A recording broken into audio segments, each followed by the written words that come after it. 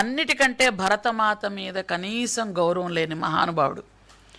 August 15వ తేదీన జెండా వందనం కూడా చేయనటువంటి భారతీయ పౌరుడు.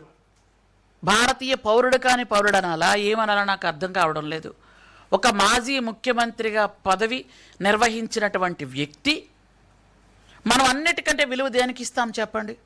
జాతీయ జెండాకి ఇస్తున్నాం.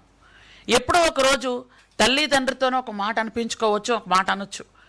తల్లిదండ్రి కాళ్ళకు నమస్కారం పెట్టినా పెట్టకపోయినా, గురువులకు నమస్కారం పెట్టినా పెట్టకపోయినా ప్రతి ఒక్క పౌరుడు జాతీయ జెండాకి తల వంచి నమస్కారం పెట్టడం అనేది మన తాలూకా సిద్ధాంతం, మన సంస్కృతి, మన సంప్రదాయం. అది మనకు జాతి ఇచ్చిన గౌరవం.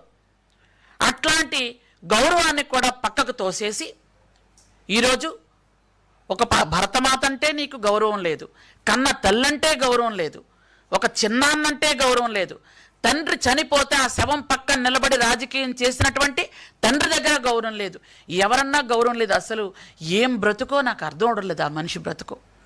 ఈరోజు ఎంత దారుణంగా మాట్లాడుతున్నారు మీడియా ముందుకు వచ్చి అంటే, ఒకదాని నుంచి ఇంకొకటి లింకులు లేకుండా మాట్లాడుతున్నారు.